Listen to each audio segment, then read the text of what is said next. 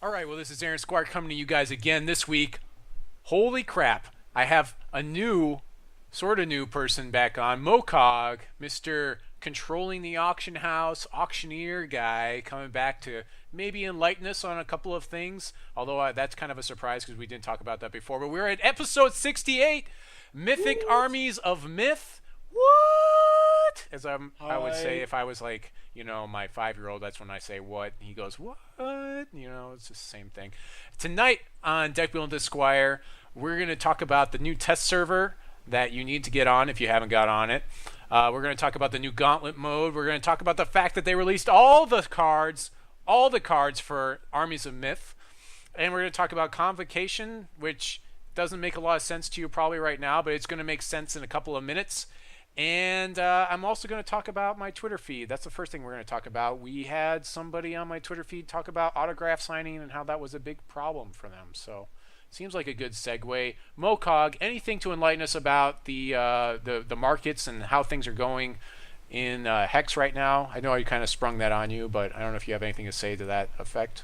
Well, we're going to begin following. So if you're a veteran of Hex, you may remember when we shifted from set one into set two, what ended up happening to a lot of like legendary and rare pricing. Right before the launch of the set, before everything was known, maybe about a week or two beforehand, everyone started unloading the legendaries. They unloaded their Angel of Dawns, their Vampire Kings, all of their good rares from set one because they needed to raise the platinum to buy set two.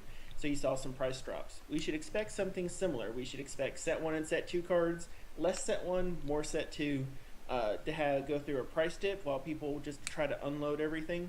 So this is a great time to start looking, trying to find those deals to complete your set one and set two playsets. They've been out long enough. It's possible now. People are, when they're doing their drafts and when they're doing their seals, a lot of these cards are winding up being extras for our really dedicated players. So watch for the deals. They're going to be there. Use your gold to pick up commons and uncommons.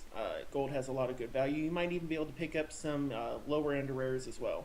Right. So it's a good time, but also it's a good time to sell your stuff for gold because, oh my god, you got new stuff to roll for your chests. That's all I'm saying. Right. So, Yeah, I mean, like, also we have no idea when all of the gold. I'm still trying to collect all those gold alternate image cards, and we have no idea when those are going to go away too. So that's if you don't have any money, like keep grinding those and keep selling them on the auction house because they're still grind going the between arena. $3 and $4, American, something like Yeah, that, right? gold is extremely valuable right now. It's only going to get more valuable when they implement the extended arts here in this next major patch. Everyone is going to have a near infinite gold sink as the sets come out. So there's always going to be a place for gold to be going. Right. And it's going to continue to command premiums on the auction house. Right. So And I think they're going going to to keep having these staple commons with alternate arts. They're going to keep rotating those in, where it's like all the staple commons that everyone plays in, like the high end tournament decks, are going to keep. We're going to keep seeing those getting rotated in. So it'll be interesting to see which ones from Armies of Myth get that treatment, or if it's going to wait until like the set two from that block. If that's when it's going to rotate, or what's going to happen with that. Well, if they keep on a similar, now granted, we have a very small sample size. It looks like they brought out commons from the previous set for the gold. They could keep on that path, or they could just try something entirely new and crazy. So we'll see. It's going to be interesting to see how with the Armies of Myth set, how they transition for the next wave of VIP. We're entering the new wave right now, where each month we're getting the Carnosaurus as well as the other new alternate art. But we only have like maybe one more wave of VIPs after that. So the rare alternate arts outside of the Kickstarter collector's tier are going to be phasing out within months. All right. So we got to keep that up, and so that's going to shoot that value up. But again, this would be the time to look for those because people would be selling their extras now to raise the platinum for set 3. Right. Excellent timing to be doing all of those things. So let's talk about real quick with my Twitter feed. I had somebody, I'm not going to point out exactly who it was. They came up and they said, they were really annoyed with GenCON because I guess somebody was going to be making them, pay for autographs. And it was, I guess, someone that maybe a movie star or something that they hadn't heard of maybe, or that they didn't have a lot. They said some movie star person, so I'm guessing they didn't know who it was. and they felt like Gen Con was becoming more just all about the money and this and that. And to that, I would say, if I was a big deal and we only have so much time on this earth to spend, okay? So for me, if you come up to me, obviously I'm not a big deal right now, and so if you ask me for an autograph, you're in my heart. If you ask me for an autograph, my autograph is completely free. It's not worth that much to probably anybody. But if you ask for like Will Wheaton's autograph, like he probably won't give it to you, for instance, because one, he's not there to sign autographs, and two, if he started signing autographs, he'd be like stuck in place like for days, because then everyone would want one. So I have heard stories about how people have gotten a chance to talk to him because he does frequent the con. But like other people will set up booths, and the reason why they put these monetary things in place is to make sure the lines don't get too crazy. That's the whole point. Like, if their autograph wasn't worth something, then no one would line up. So, supply and demand, right? It's true. Well, and there's a couple factors to that because it depends on the level of star. So Right. if you have someone who's like a starlet, that's one thing. They have a pretty legit opportunity cost if they have a full schedule. Should I like if it's a movie star, like if you were at like Comic-Con, for instance, they have a real legitimate, I am here at this con, only so much of its promotion. I need to be making another movie while my face doesn't have wrinkles. Yeah. That's one thing. So, but when you take a look at someone like Will Wheaton, who is part TV star, part internet fame, the constraints on their time are a little different. So, a lot of that translates to like the scale and pricing and how available they're going to be, Right. how much do they do community outreach and things like that. And then you have like, let's say a YouTube star, like one of my favorite ones recently was the Team 4-Star group that does the Dragon Ball Z Abridged and Hellsing Abridged. Those guys are absolutely fantastic. And if you wanted to get like anything random signed, they would sign something random, but they provided $5 prints, which is basically the, hey, here, get all of our autographs on here, and that's your souvenir. Yeah. I think that kind is really acceptable. I think it's kind of one of those, this is a print, it's something I can hang on my wall, I didn't have it beforehand. Yeah. For people that are really like into that stuff, like I'd love to meet the Black Nerd. I mean, that would be my internet star that I would love to meet. But yeah, I mean, it's just one of those things. It's like, okay, like I lived in the UK for a little while, and for me to go downtown in most cities, you had to pay for parking.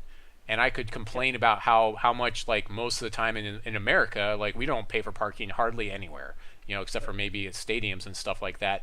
But if you think about it, they're trying to make it so that the people that really want to go downtown, like, are going to pay for parking. But anyone else, like, you aren't just going to go downtown just for the heck of it because it keeps their roads more clear. It just makes sense. Like, that's a way of deferring people, putting prices on things.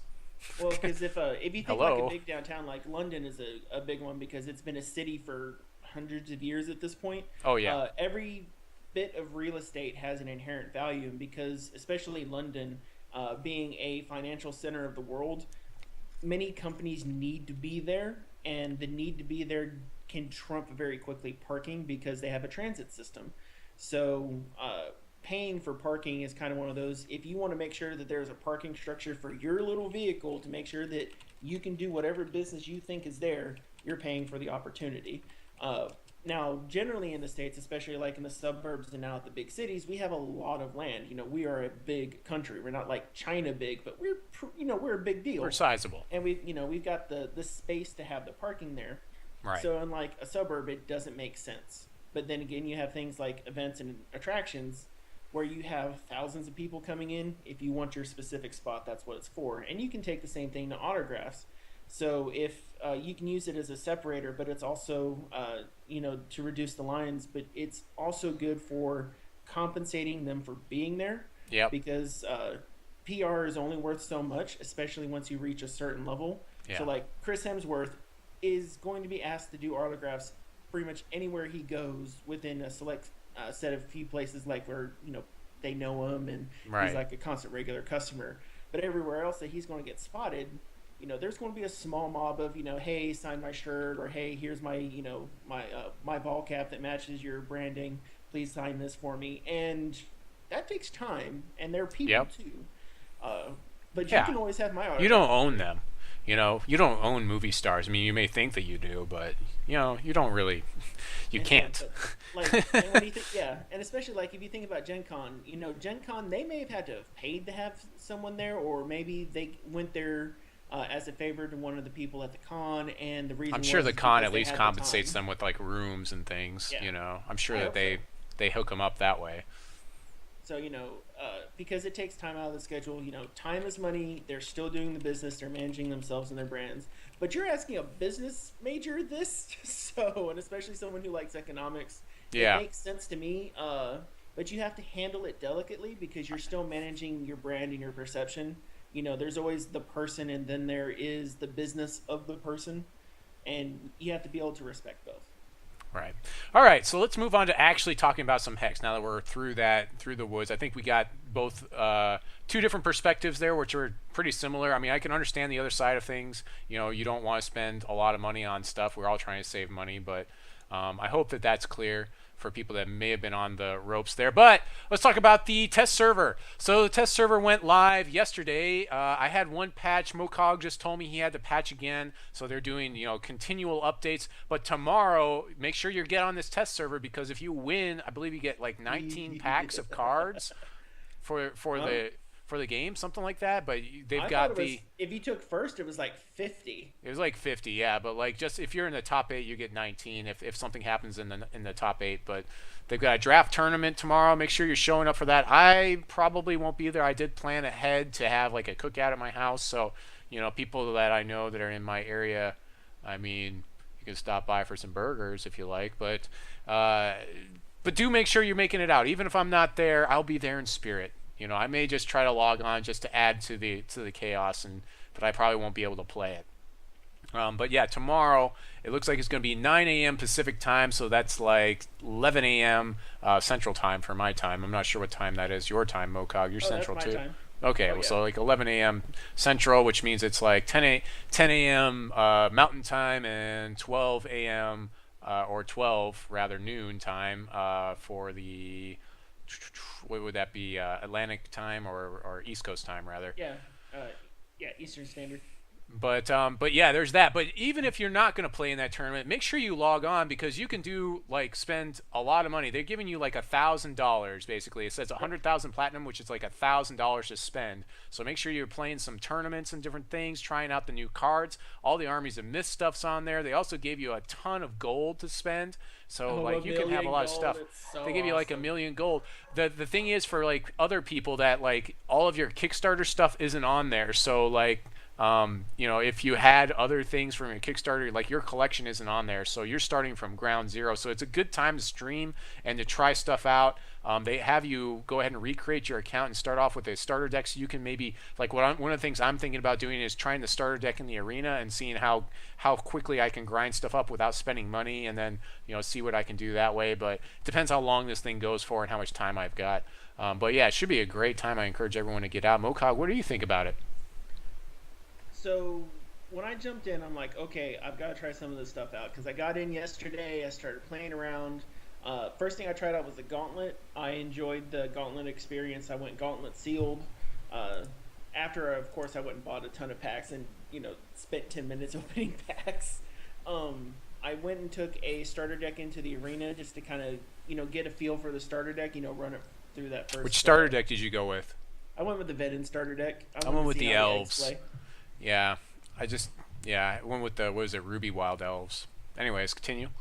And one of the next things that I went for after that was to go back. So kind of you know tried out the gauntlet, went for the sealed, checked out the sealed pool, read the cards, took the starter into arena, went back, went and finished the sealed, and the sealed was fantastic. Even though I got my tail absolutely handed to me, 1 in 3, yeah, people lose on that. I'm glad it wasn't my money. Um, and then but the other part was going in and then just rolling on the common chest like because I bought like 400 packs with and still had 20k platinum left over, Oh and yeah. so you could take that, open it up, see what the common chests were doing, Yeah, you check out could those record all random of it, and extras. then yeah, I also want to open a lot of packs and then record it and then post it on YouTube, so Mhm. all those pack analysis people will have that data. Yep.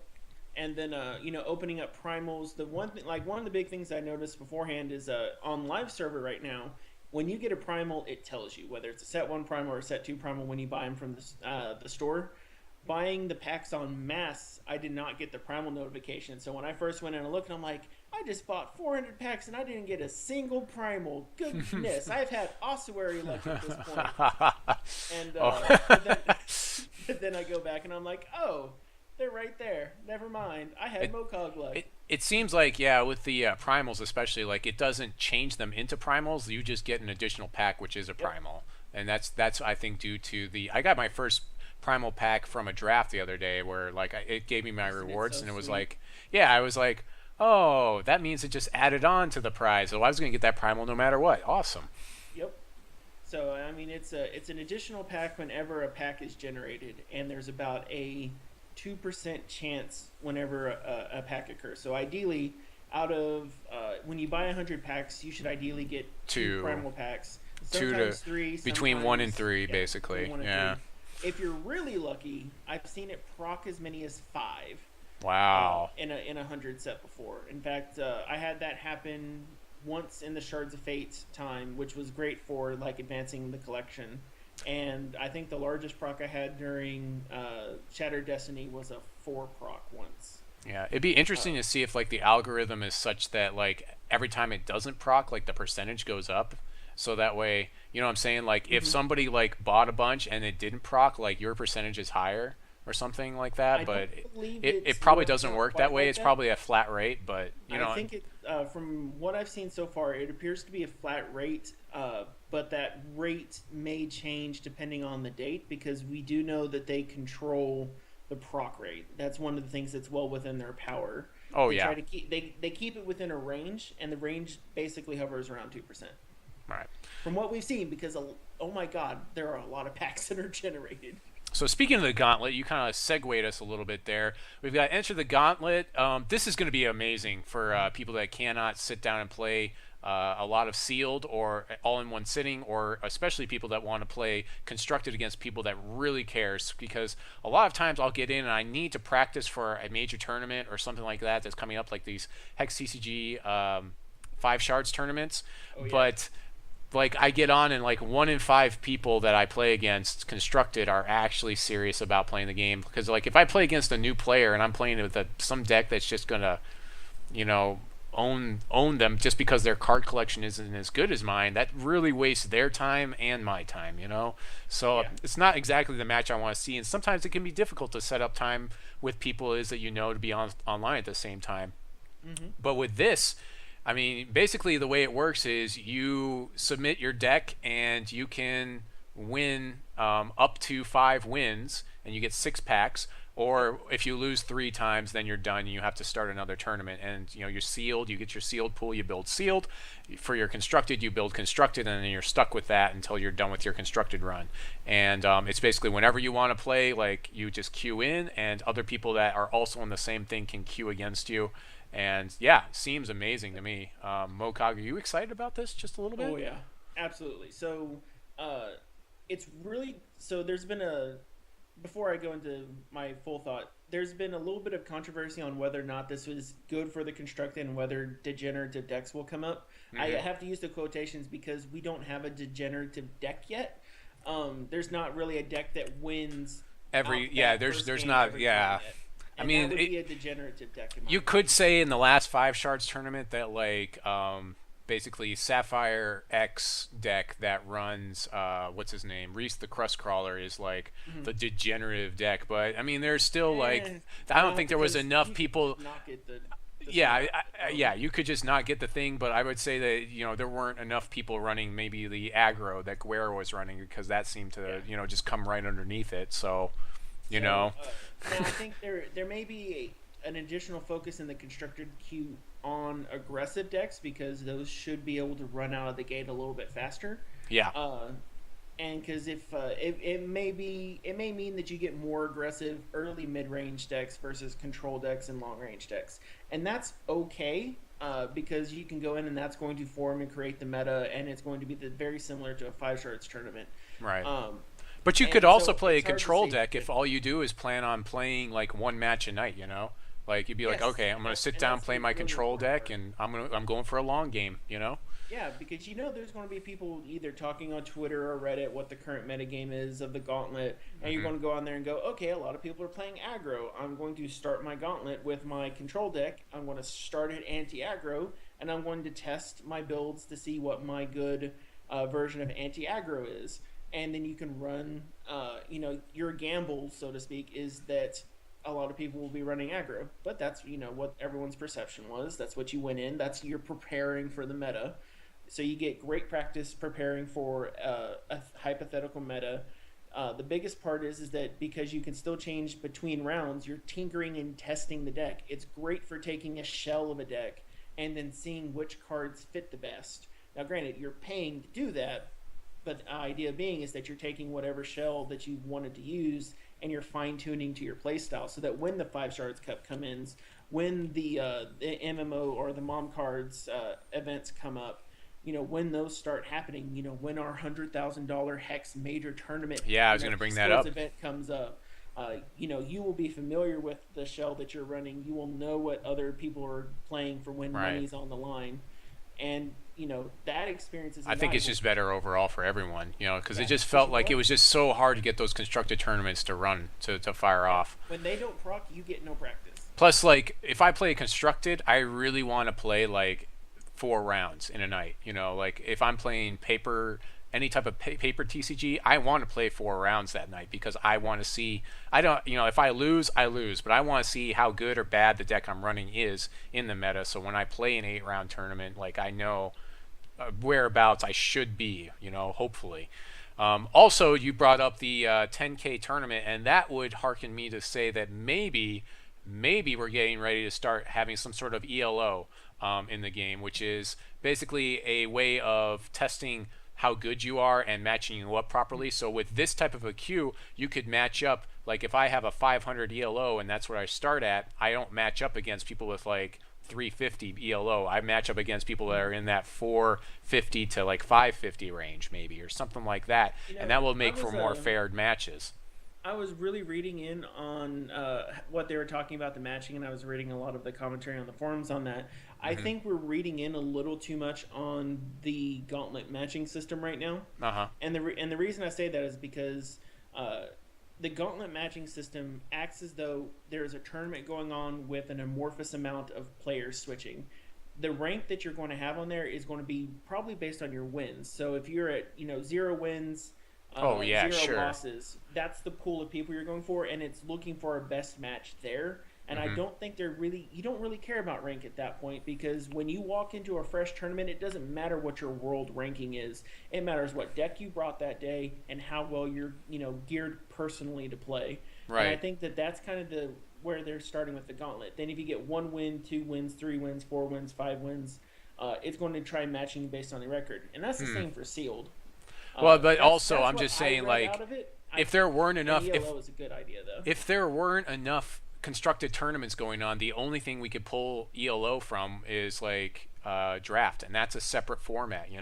Like draft and constructed are way different formats, and those have to have separate ELOs. So like with this, we could start seeing an implementation of ELO, which means that they'll have something to base that $10,000 tournament that they projected so many months ago. We have to have, like, I can't see it happening without You're right. that. They definitely need ranking, and I think one of the things we also learned yesterday and today, Data Dragon tracks everything. So he knows how many drafts you've won. He knows how many drafts you've played. He knows how many times you've traded a card. He knows what you sold your cards for. He can track and see every bit of activity that's there because Data Dragon has access to all the databases. All of your interactions with the client are recorded on the software somewhere, and they save a significant portion of that. We Right. don't know the scale, but we just assume everything because Data Dragon is... Well, we're talking about text files right now, and it's not that much. Actually, the sampling size isn't going to be that much right now, but later on it'll become more of a problem. bigger So, and more and yeah. more, that kind of stuff. yeah, I mean, from my standpoint, yeah, like when we're talking about like internet traffic, that's a much bigger thing to look at. That is something that I do on a thing like where you can record internet traffic passing through your gateways and that sort of thing, but that stacks up really fast. When we're talking about something like this is just simple, like you just add it to something like a Word document or something like that automatically, and it's really easy to track, or maybe throw it into an Excel spreadsheet or something like that. Oh yeah, so and it's, the complexity adds in when you add in the number of players with the layer of tracking and the data points that you're tracking. Sure. And that kind of complexity, it has a spot, but that's a lot different than like that's a lot different than like complete system. internet traffic, like through a gateway. Way different, because like stuff is always happening on that. So you can't like that. The turnover rate on that is much deeper. Anyways, let's talk about some of the cards. This week we're just going to talk about the artifacts and the resources here. So I'm going to talk about the ones we haven't talked about on the show. So if there are other ones that I missed, make sure to bring those up. Also, I just want to say for all of you YouTube followers, if you remember earlier we talked about that autograph signing. I'd love to hear your comments about that on YouTube, or any comments on the show. Make sure you're commenting on YouTube about some of the things you thought about the show, and I'll pick some of the best ones, read them next week, and maybe give somebody a prize or something. So yeah, I know, right? I try to hook everybody up. So let's talk about with the Blam Sack. Start with that. 5 cost artifact. These are all artifacts or resources of some sort. And it's not a troop. So it says at the end of your turn, this deals 3 damage to an opposing champion when you're dealt damage. When you're dealt damage, sacrifice it. So if you actually get some damage through to me, then I have to sacrifice it. But this feels like the Wally Wall type of maybe deck is trying to play something like this. It's probably not that great. I mean, it's okay maybe for draft. Maybe a 3 in draft and maybe a 2 in constructed. I don't know, Mokog, what do you think, real quick? I think it's rare in draft because getting 3 direct damage continuously at the end of a turn is important, and you can stack that with a couple different cards. I think Rain of Fire or Tears of Fire, I think, is the 5 cost Ruby card that does the same thing when it first comes in, and then 1 additional. I think they want to limit the amount of static damage that's probably coming at the beginning and end of turn, and I think that's one of the reasons why this is costed at 5. That really pulls it out of constructed contention. Limited, I think it's got kind of that 5 spot that will help with some of the L 5 costs in the limited environment. I'm seeing a lot of things now that have like alternate conditions for dealing with them like this, so that's kind of interesting to see too. Well, and it's an artifact. It's not a troop. It doesn't get targeted by certain types of cards. It not being a constant means you don't have to worry about constant removal. Troops are like the most removable thing in the game. So yeah, if it's a troop, like it can be. It doesn't have to have that secondary condition. Yep. And at least it does 3 damage the turn it comes into play. At the end of your turn, but at least at the turn it comes into play. Moving on, we've got the Bright Moon Totem. It's a 3 cost artifact. It says Prophecy, exhaust 2 Coyote you control. The next troop in your deck gets +1/+1. I think this is a great card, especially if you're already in Coyotles. And I would definitely play it as like a one of in a draft deck. Constructed, maybe it might work if there was some sort of a Coyote deck that ran like low end stuff, but I don't know if it's that great for constructed. It feels a little slow for constructed, but in draft, as a one of, sure, I'd play it. Well, as we have Cat coming up behind us, it's I'm not a super huge fan of this card yet, mostly because I haven't done enough experimentation with the Coyote in limited yet. I think it's probably, I'm not a big fan of that Prophecy right now. Just the next troop in your deck gets +1/+1. Oh, resource, a resource. Oh, look, it's a basic action. Where's that troop that I buffed? I mean, but you can buff him every turn, and you can do it at the end of your opponent's turn. So that's something. I mean, Cat, you're not in your next turn. Where's this massive troop I'm waiting for? Yeah. And especially if it's, you're getting actions until then and you haven't full enough draw to get through. So, I mean, I'm iffy on it. I don't think it has a home in constructed at this point. I think it's still a bit too slow being costed at 3 and having to exhaust your own troops. Yeah. Next one is the Charge Colossus. Is an 8 cost 8 troop. It's an artifact troop, of course. It's a robot, which is, of course, great for the dwarves. They love having some robots around that they can exhaust and make some plans with. When this enters play, gain 8 charges, which seems pretty awesome. Really great and limited. I'm not really seeing a home for it in Constructed right now. I mean, 8 costs and needs to win you the game outright. It really doesn't do that. It is nice that it's an artifact, but it's easily chump blocked. It has no crush. I'm not really seeing it in Constructed.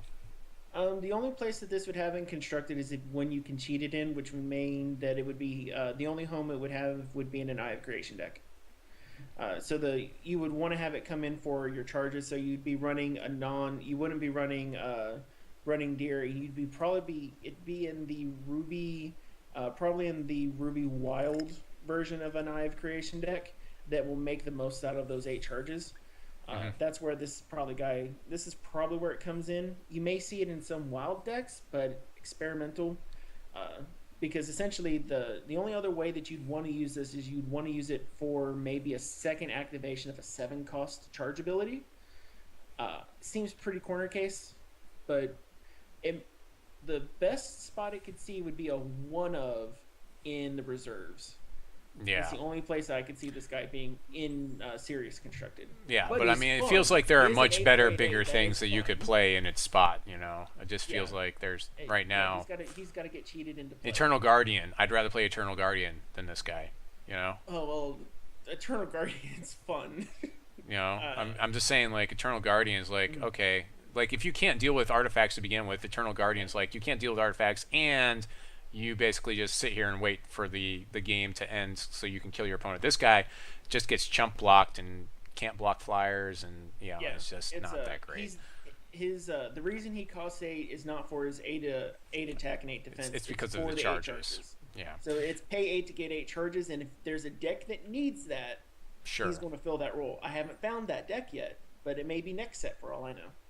So here we go, the Eternal Sage. This one's actually pretty good. 5 for a 5/5 artifact troop construct, so not a whatever it's called, not a robot, so we can't use them to build all your stuff. But he has basically a blood, diamond, ruby, and sapphire and wild different abilities. So basically, if you it says when you gain blood, bury the top 5 cards of the opposing champion's deck. When you gain diamonds, gain 4 life. When you gain ruby, deals 1 damage to opposing troops. That's pretty awesome. When you gain sapphire, exhaust target opposing troop. It can't ready during its controller's next ready step. Okay, that's respectable. And then when you gain wild, target troop gets +3/+3 this turn. Seems like it could fit into some sort of control shell where it's like ruby sapphire or maybe ruby blood control, where it gives you that one more sweep to help you out, especially with all the X1s that are running around in Gorefeast decks. Yeah, I can see this fitting into a couple different shards. I don't know if it'll push any of these shells into tier 1 competitiveness, but it has a home in Blood Ruby Mill. It has a home in Blood Sapphire Mill and Blood Ruby Mill, but that mill designed with the blood component. Definitely has a spot in Sapphire Ruby Control. Its most interesting spot is probably going to be in the 5 shards decks, so the necrotic based 5 color decks. Right. I think because ideally you would you could pull them from the graveyard. You could do a lot of things with them if they actually get rid of them. Utility of this guy. Yeah. Because there are so many shard fixers and threshold fixers that have come out in the set in comparison to the previous 2 sets. The necrotic are bonkers when it comes to gaining threshold. Next up, we got the Exiled Bards, a 1-cost 1/1. We've already talked about this guy, so we're not going to go into too much detail. I'm just going to talk about it. Just read him off there. When another unique card enters play under your control, add an epic counter to Exiled Bard. Unique troops you control have +1/+1 for each epic counter on Exiled Bard. We talked about this last week. If you want to get the alternate image to this guy, you need to support the Kickstarter for it. Pretty much that's the most thing to say there. Moving on to the Feralroot Acorn. Again, we already talked about this. Elf Allegiance, either Ruby or Wild. So this is going to push those Ruby Wild Elf decks. Pretty exciting. Or you can gain 3 health if you've already met your thresholds for the game. Pretty awesome. Again, already talked about it. We're going to move on from that. 5th Book of Dahirus. We haven't talked about this one yet on the show. At the start of each opposing champion's turn, if the champion has 20 or more cards in their graveyard, this deals 1 damage to them. Okay. Yeah. Basic one shot, three. Search target opposing champion's deck for up to three cards and then bury them. So this is basically, again, kind of playing on the mill mechanic. I think it's basically garbage, but I This probably wouldn't has a play it in any spot. deck. Well, this has a spot in a very select denial. It's not three to deal one damage when there are 20 cards in the discard. That's just that's the afterthought. This is really pay six, search your opponent's champion's deck, remove three cards, and that's what this card is for. And you get the choice of paying three now and three later, or all six up front. So that's what this card is about. It's At best, it's probably going to hit the reserves at some point for the deck that needs it. But what I expect that this will be doing is it will be going in and chewing up key components of whenever we start seeing combo decks. And we may not be too far from competitive combo decks. So it's reserve spot. It's other than Yeah, that, it's maybe. I garbage. mean, I guess I could see that, but yeah, It's the to same to reason just like like target, it's like, oh, I get rid of all your gore feasts, or I yep, know that you don't have gore feast in hand because I saw your deck, type yep. of thing. I mean, I guess for that, okay. So you're paying six for the deck knowledge to go through their entire deck to know what they've got, and then you're removing three key components that you don't want them to draw. And if you use it in blood, you're removing the components that you want to pull back out and use on your turn. So because it's tossing them right there into the graveyard. Moving on, we've got the 3-cost Gilded Lyre, or Lear, or depends on how you want to say that. But 2, exhaust this artifact, and it's just an artifact. Exhaust a troop you control, prevent all combat damage that would be dealt to and dealt by target attacking troop this turn. So, yeah, I mean, I guess it's kind of cool because you could block with that troop and then exhaust Yep. this, and then as long as that troop doesn't die, you're in pretty good shape, and you could prevent some more damage. So you could actually technically stop 2 attackers' damage Yep. with this and a troop in play. So that's pretty good. Okay, sure. Yeah. I might This is try it. it's limited control. Yeah, Uh, sure. because a lot of the limited troops that are pretty good board holders are having a much higher back end to them, so they're Oh, having yeah. 3 defense, 4 defense, and so what the Gilded Lyre is allowing you to do is to block, pay to prevent damage from something that if it dealt damage is a problem, and that's important for the against the Venom decks. That's important against the big stompy Ruby Wild decks. So it's got a space. I don't think it's going to get there in constructed, but yeah, taking it limited if you're running control. Moving on, we got the Howling Plains Bluegrass. This is a resource. It's a 1/1 resource all the time. Gain a charge is on it, of course, as a typical resource has, except for if you're Shards of Fate.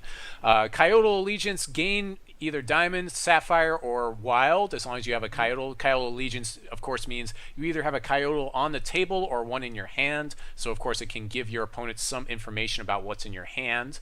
When you do play it for one of those shards, which would be interesting if, like, late in the game you don't need the threshold and you go ahead and you have things in your hand and you play it for not having, as if you didn't have a Coyote in hand. Kind of an interesting thing you could do with it late in the game. But yeah, I mean, it's just basically a tri shard. It's the first tri shard we've seen in Hex. That's just a straight up tri shard. Shards of Fate, of course, is a quad shard, but you have to have those shards in your deck. So with this is all you need. Seems pretty good. I would maybe probably rare draft it if I didn't have it, type of thing. Seems pretty good. Yeah, if you see it in limited, pick it up because you're going to want 4. It's just good deck building staple. Yeah. It fits. How into much do you think these are going to go decks. for? Because in other games we've seen these types of cards go for like between 10 to 15, like late in the set, but early on it's like 5 to 8, depending. It's really going to depend on the viability of their constructed formats. Early on, we'll probably see them hit the same parity that we see Vortex hit. So, probably that $4 to $6 range to start off with. But if one of the decks that utilizes this to the biggest effect takes off, you could see it start competing with other, choice rares like the heights of like Stormcloud or Cerulean Mirror Knight, those kinds. Okay. Unfortunately, we've run out of time to talk about more decks. Next week, we'll pick it up with Mecha Filcate, but we need to actually build a deck because that is what the name of the show is. But next week, we'll start talking with the Mecha Filcate. If you have some ideas on that one or any of the cards we talked about, make sure to post it on YouTube or whatever. Let's move over to build a deck tonight. We got to build a deck. So we wanted maybe to do something that's just set 3 cards because we know that's going to be a possible format in the future. I think that's what we want to do. Is that what we want to do, Mokog, or do you want to do the elf thing? What do you think? Well, we could build a set 3 elf deck. We could build just a set Yeah, 3 elf set deck. 3 elf So, deck. all right, let's do a set 3 elf deck. Just set 3 cards, just elves. Let's see what we can come up with here. I don't have a lot of. I haven't memorized a lot of the set 3 cards, so this should be very interesting. Here we are. We're doing the Armies of Myth. We're calling this the episode 68 deck for now, so I don't know. Not sure exactly what we'll call, but here's a card I really love. This Walking Calamity. I kind of want to play it, but we need to be able to ramp up into it. We could probably try it as a one of in here. Cost 10, but the elves generate a ton of resources, which is what we're going to see. So maybe as a one of, we might be able to make it happen. The biggest, coolest thing about this, to me, well, actually, the two coolest things is like I put it in a play. It has speed and crush. I'm probably going to do like at least 5 to 8 damage to you, even if you have blockers up. A lot of times, and it's going to be harder for people to deal with. Also, like if you actually kill it, it deals damage to your opponent. 10 damage. I mean, that's ridiculous in the current format. Yes. On top of that, it just doesn't go away. It just gets shuffled right back into your deck, and there's a chance you may draw it again. Yep. So it's definitely a really fun card. Any way that you can ramp into it or cheat it into play is going to be amazing. I would be, since it doesn't stick around in the graveyard for any real length of time to be able to interact with, it's a good thing it's not like a tool for like recursion decks and blood decks to use, because that would be extra crazy. I'm glad that we don't have to worry about that in the meta, but I do like the idea of being able to just bring that sucker into play and to literally run with it into your opponent's face. Speaking of ramp, we've got this Wrathwood Larch. Larch? I'm not sure how to say that, but it's 6 cost, 1 wild threshold, 4/6 body. But the cool thing about it isn't the fact that it costs 6. I can pay 2, discard it, and then put a wild shard in my hand. Now this is a little bit slower than Chlorophylla because we have to wait until our next turn to play that wild shard if we've already played one that turn. But it plays similarly to Chlorophylla in the fact that I can play it on turn 2, get that wild shard if I need it, and toss him into my graveyard. Plus, if I have graveyard recursion, if I went into blood or something, I might be able to pull him back. In this deck, I think he's a great fit. He's going to give us the acceleration we need, especially when we don't have access to Chlorophylla. Yeah, I haven't had a chance to test and see if the discard would work from hand. I'm assuming it's working from in play. I do the good part about him is that he is there to enable the elf 5 costs. The ones that have an effect if you have a troop in play with cost 5 or more. And that's one of the things I like about him. I know there's more. There's a ton of ramp. That's what I'm looking for right now, is to kind of like ramp us up into something big, Yeah. Well, and some of it's on the champion. So there's the Ruby Wild Champion that for 3 charges, I believe, will give you an additional temporary resource. Yeah, let's go ahead and put that guy in there. Oh, he's not. I have to do. Actually, I think I need to just say all shards. Maybe? No, he's not marked. Yeah, and we'll definitely want to put something like Periwinkle in there because her ability to copy the larger castings is fantastic. Yeah, we'll definitely get her in here. Let's get that champion set up. Let's see, where is that champion? I'm looking for it. I'm probably gonna. I probably already passed it. People are gonna be like, "You passed it." Is it this one? No, Giganosaur is not what we want. No, that's not it. Gain 1 health for each troop in your graveyard. No, that's not what we're looking for. Troop gets +1/+1. No, that's not it. And then we're into the. No, I think I passed it. I believe he's a male elf. Okay. Is he in Sapphire by any chance? No, he should be Ruby Wild, so he'll be in the Dual Shard Champions. Okay. If anyone knows what the name of this is. Him up anyway. Oh, maybe it's this guy, Benvolio. Draw a card. If the drawn card is a non-resource card, it gets at the end of this turn. Discard this. That one's maybe doable for this. Yeah, it's not Benvolio, but in the client he was around Benvolio. Target troop gets +1 front end. No, that's not it. That's a double Ruby. Ah, here we go. It's Ruby Wild, Cressida. So basically, we get 1 temporary resource for the turn with Cressida by using 3 charges. Okay, there we go. We're gonna use that one because we need to ramp. Yes. Excellent. Thanks for that run. Thanks for letting us know. Yes. Very much Yes. so. We're building the deck. We got 14 minutes to build this deck. I always love it. It's time crunch, right? Love it. Live it like it, love it. Let's So see. a, We've got 5 cards in this deck yet. We've got now one 14 of them minutes to is finish building. a decent ramp one is probably the Lithe Lyricist. 2 cost, 1/2 Elf Ranger common. At the start of your turn, gain 1 temporary resource. Couple of them in play kind of ramps you up a little bit. You don't have to actually exhaust the troops, but you don't get the threshold of like how the Coyote Howling Brave gives it to you. But that is one part of the ramp right there. Let's see. Shard. Sometimes it'll say shard on it. We definitely want these Feralroot Acorns because we're running elves, of course. Merry Minstrels. Create a wild shard, put it in your hand. That seems pretty awesome for us. Merry Minstrel is pretty nice. Yeah, for what we're trying to do. Let's see what this Phoenix does. While this is in your hand, has cost -2 for each action you play. That's not going to work for us at all. No, that doesn't really do anything. The Phoenix works in a burn deck. Yeah, it's not for us at all. You are not for us, Phoenix. I know that there's that elvish song thing, which it's not the greatest. Ageless Troubadour. Yeah, at the start of your turn, gain 1 temporary resource for each elf you control. Yes, that makes sense to me. So maybe we might play 4 of that really big guy and just hope we draw him type of thing. Pupil of Creation's another big one for us. We can definitely play a play set of that. This is like Elf Ball 101. Will allow us to kind of cheat him into play. Ashwood Soloist, we talked about that a couple weeks ago. That was one of our first spoilers. This guy's great. If we actually get attacks with him, or we can sacrifice him to an attack if we really need that extra resource. Sylvan Performer, when you play a card cost 5 or greater, draw a card. Probably not. Maybe not going to happen for us because we're not really. I don't know. Maybe I'll put 1, but I don't think that's going to make the cut. Maestro, at the start of your turn, they gain each champion's turn. They gain 2 temporary resources. Yeah, we talked about that. I also don't love the fact that I'm giving resources to my opponent because chances are they're going to benefit more than I will. You talked about Periwinkle. He's unique, so we could probably play 2 of them. Yep. And we may.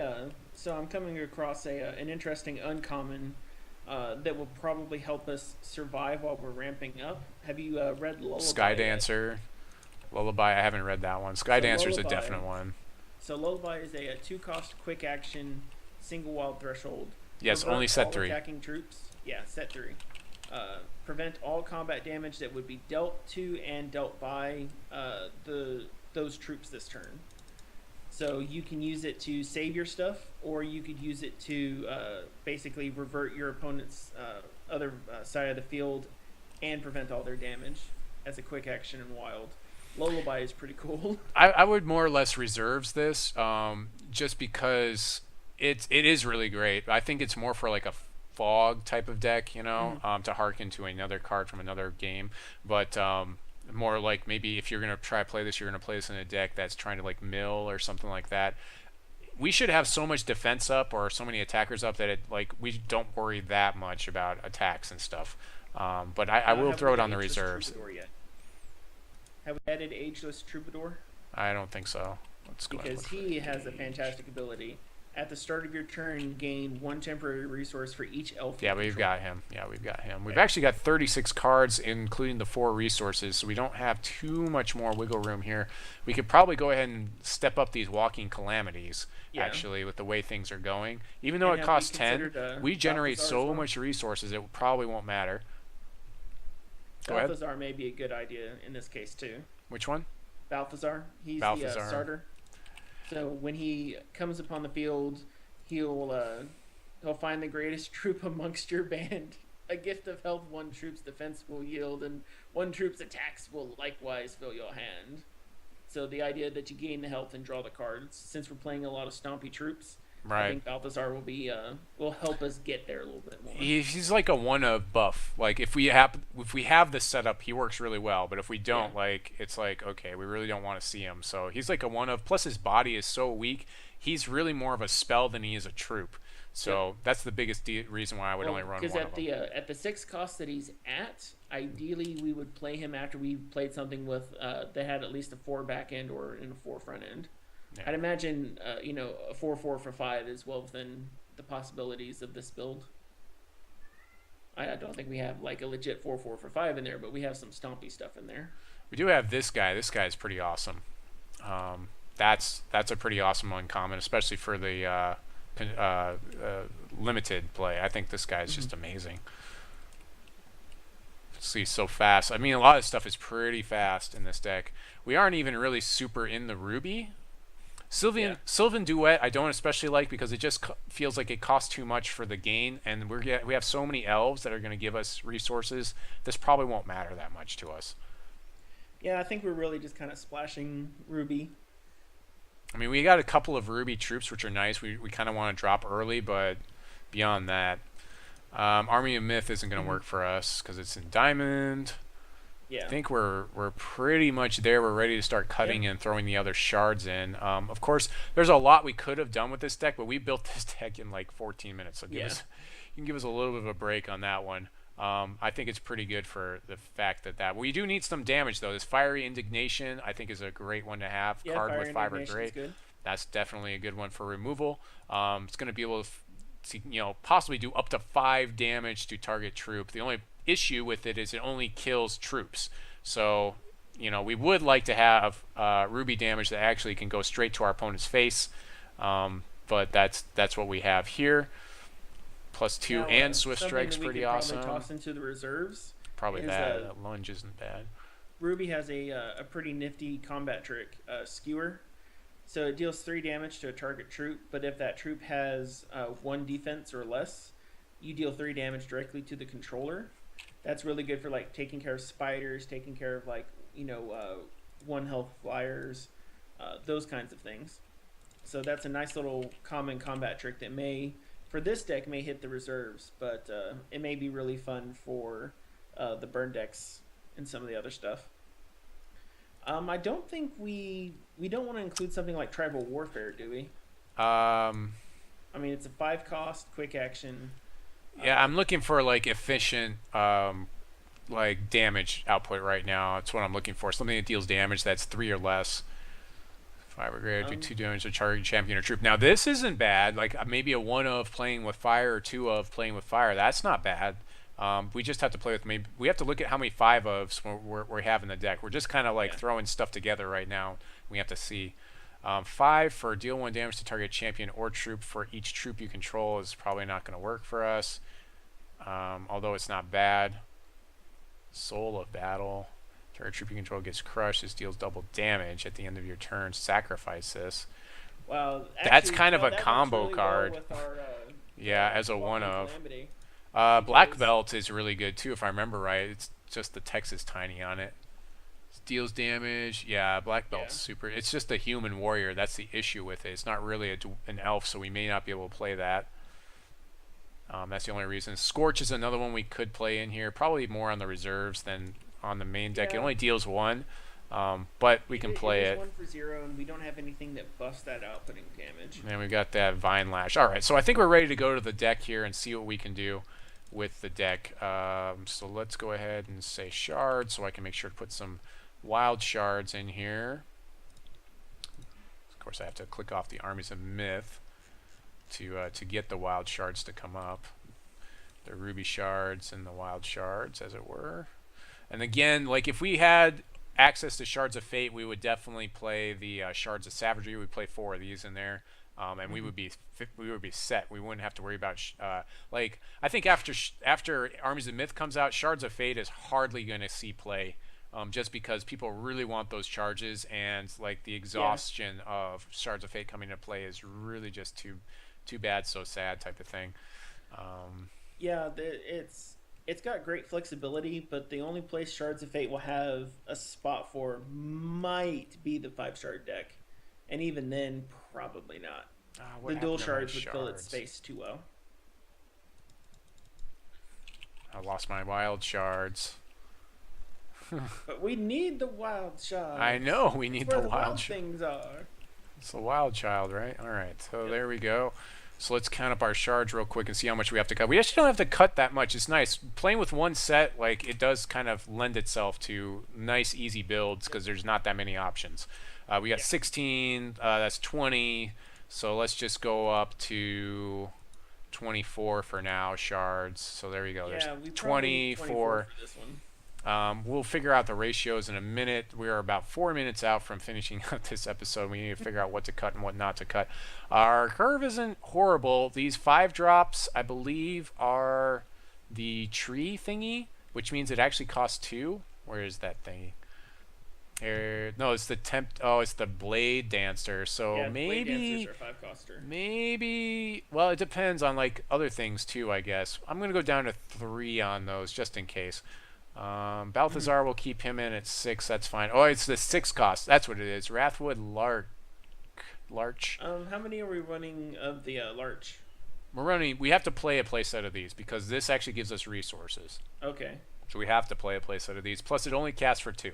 So actually, like, our game is mostly down here and then up here. Maybe we could play less Calamity. Maybe just 2 Calamities.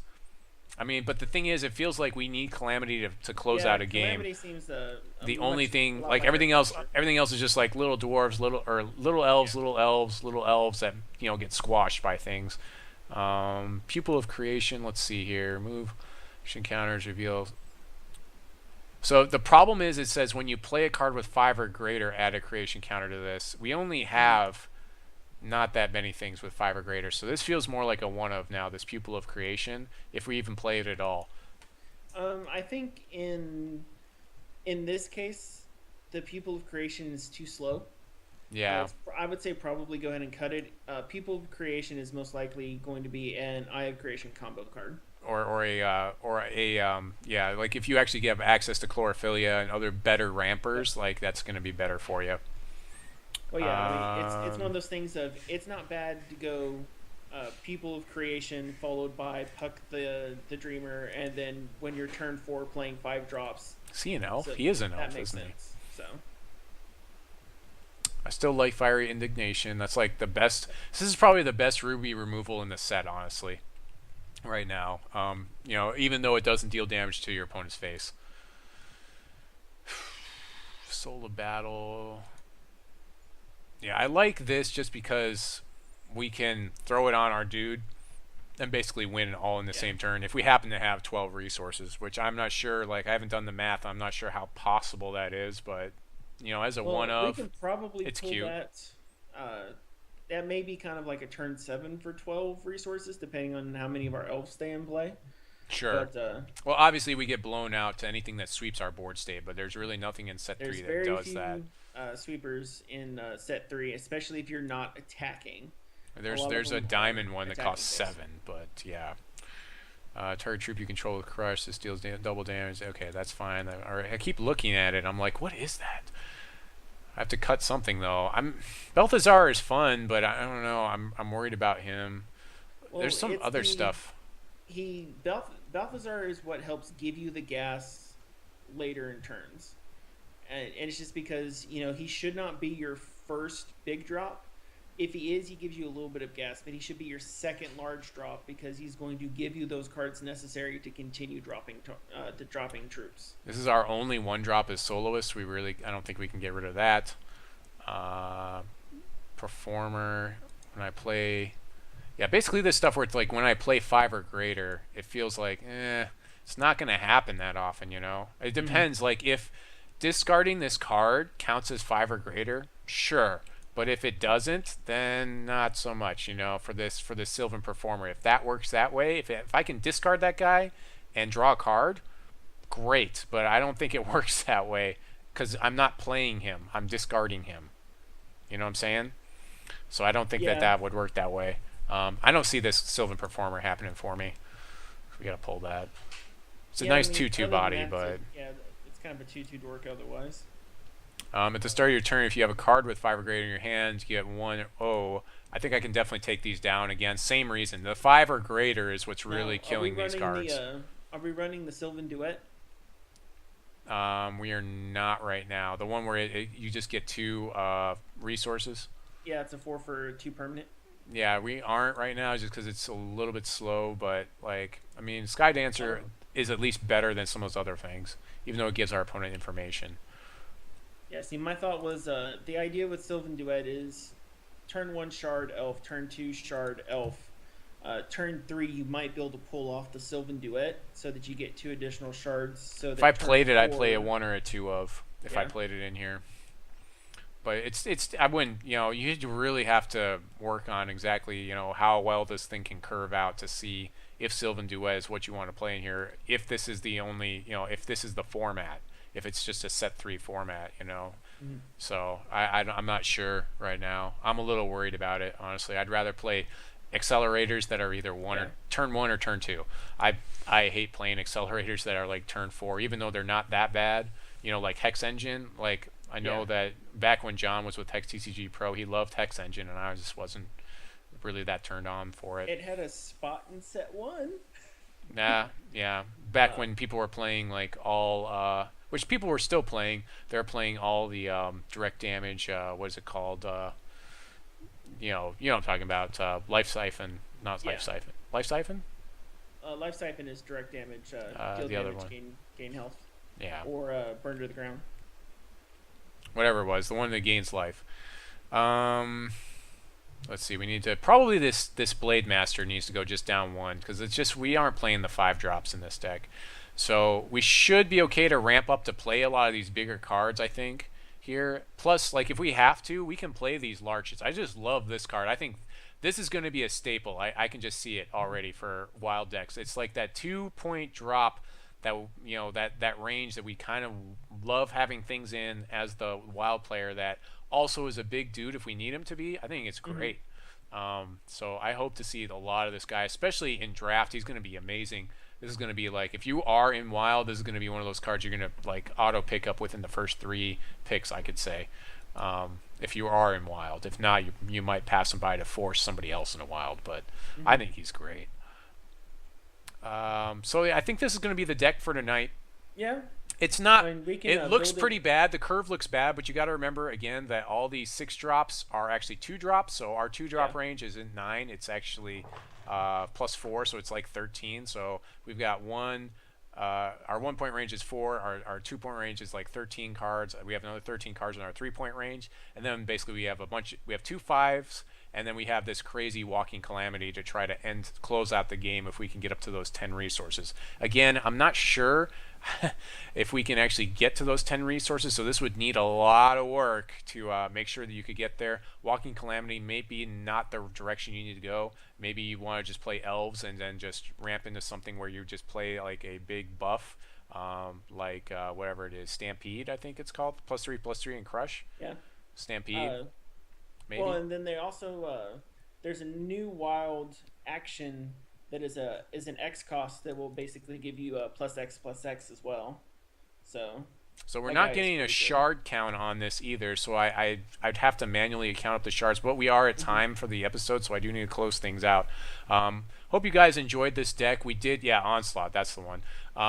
Hope you guys enjoyed this deck. I will do the shard count and properly balance these when I post this to YouTube later. Hope you guys enjoyed having Mokog on and all the wonderful things that we talked about tonight with Hex. Really excited for where Hex is going. If you see me out at the convention, hit me up. If you have an idea for something that you'd like to see, I was thinking about maybe printing off copies of the card, my card, and then signing them. And if people are interested in that, let me know, and I'll do that. And I'll have that at the convention. I can hand out to people. But other than that, like I kind of got on the train late to the cool 5 shards, like giving out buttons thing. So I may have some things that they may give me to give people, but it won't be my own like errant Squire paraphernalia unless you guys maybe give me an idea. So if you guys are interested in that picture thing, let me know. Mokog, you got some stuff going on, so go ahead and plug that stuff, and then we'll sign off. Yep. So I've been doing a lot more streaming recently and throwing animals up whenever they decide to bug me while I'm actually live on the internet. But so we've been streaming on Mondays, Tuesdays, and Thursdays, as well as on the main channel with Function on Wednesdays for the General's Tent. And speaking of the General's Tent, we're going to be hitting our 50th stream in 2 weeks from now on July 1st. And so we're doing giveaways. We just scored a really interesting add-on that we haven't announced yet, and I'm going to let Function announce that. But we've got a really, really spiffy thing going on. that is, I'll say it's official Hex related. That's probably about as far as I can go. Then we've got we building up the Dragon's Horde, which has got gold and cards and all sorts of equipment and crazy fun stuff in there that we'll be trying to give that whole thing away. Then we have all the donations from the community that are going to be going and giving away. So we're going to be doing all sorts of fun stuff for that. So we're turning the General's Tent into more of kind of like a 5-hour celebration of Hex awesomeness stream. And as you know, at General's Tent, we love supporting the community. So as much community support and much as we can give back is kind of what we aim for on that. Other than that, just running around playing Hex and trying to be awesome with everyone. All right. Well, I'd like to thank Mokog for coming on. As always, it's kind of short notice tonight. We did a great job. You know, you guys got to bug him to come on more. You guys got to bug him to come on. Make me go on his show. Bug him to make me go on his show. I don't know. Maybe it'll work out some way like that. Hey, but if you feel like jumping on the stream, just hit. You've got my Skype. Hit me up on Skype and be like, "Hey Mokog, I totally want to be on tonight's stream." Okay, let me make an overlay. Bam, bam. And done, son. That's about how early it is. It may be a really ugly overlay, or we might just have like both of us on the Hex screen, but we'll make something work. Make sure to stick around after the show because I'll be doing a draft giveaway. And that's pretty much it for the show tonight. Really appreciate everyone for coming out. Until next time, this is Darren Squire signing off, saying God bless your family. He's trying to rage too much.